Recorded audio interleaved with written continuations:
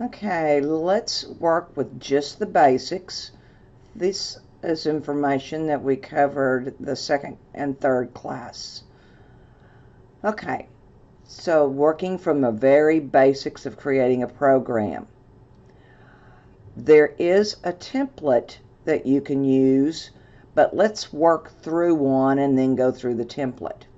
So I want to write a program that allows a user to enter two numbers that are float data type. It adds them up and then it displays on one line, you owe the college, and this is the amount that you got from the previous information. And then on line 2 it will say, and it is due by next Friday. Okay, so let's take a look at this and let's see how we can accomplish this. First of all, looking at the template, we can see that there are basic things we can do to make sure that we at least get some of the code in. Sometimes we just have to get a little bit in to get everything flowing nice and neat. So the first thing I have to do is import any of the library classes that I'm going to need. So if I do have something coming from the keyboard, I know I'm going to have to import the scanner object. Next comes any comments, the header comments you want to put in, like the name of the file, the author, date, things of that nature. Then I want to put the class. And remember, the class name or identifier, if I call this one college, notice my class starts with a capital. Well, that means that this is also going to have to be my file name.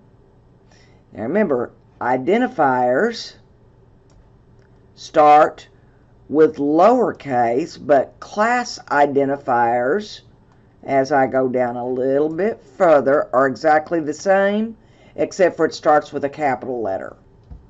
So that's why this one follows the rules of no spaces, starts with alpha or non-keyed symbol.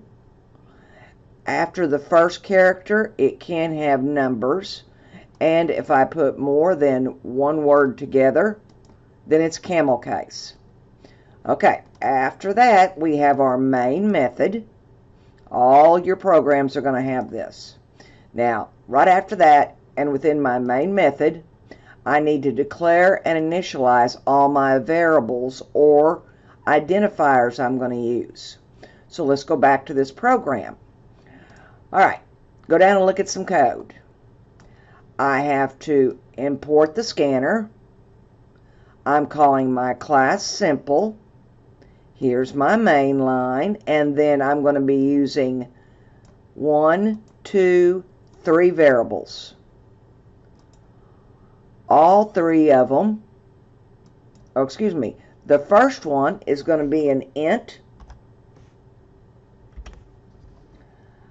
The others, if I want to use them as floats, I have to tell it it's a float.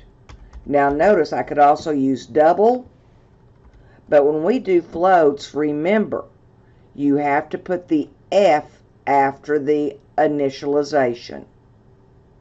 Number 1, number 2. Okay, next thing we got to do after we create these, if I go back to my template, is I'm going to create and instantiate any objects.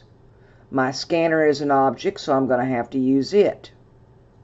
Next, I get my data. So let's go back to our program. Okay, so here I create my scanner.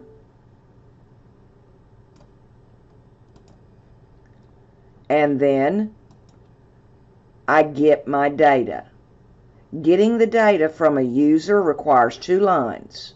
One for the prompt, one to actually get the data from the keyboard.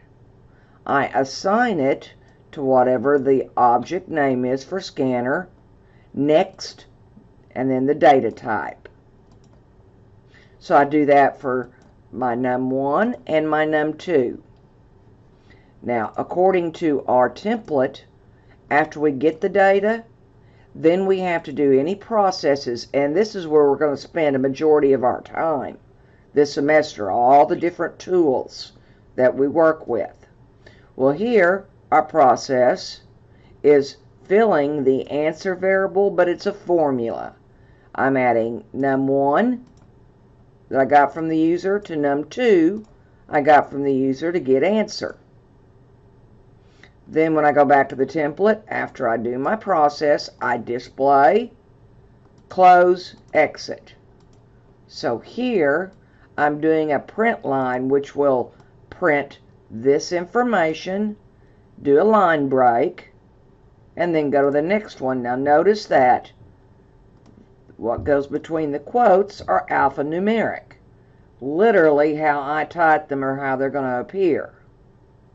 With the print line, since answer is a variable, it's different than the string literal type. I have to join them with a plus, which is an append, to get answer, the contents of answer to print.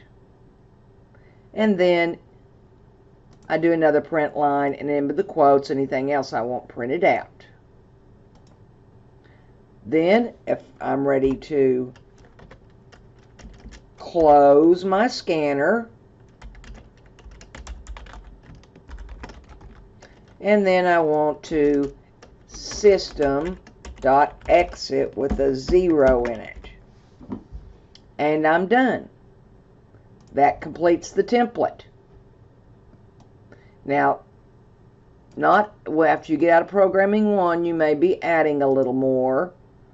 And things are not 100% in this order. They can be in different order. But this will help you in programming 1 in at least the design and the problem solving stage. That's all I have on this one. Go on to the decision.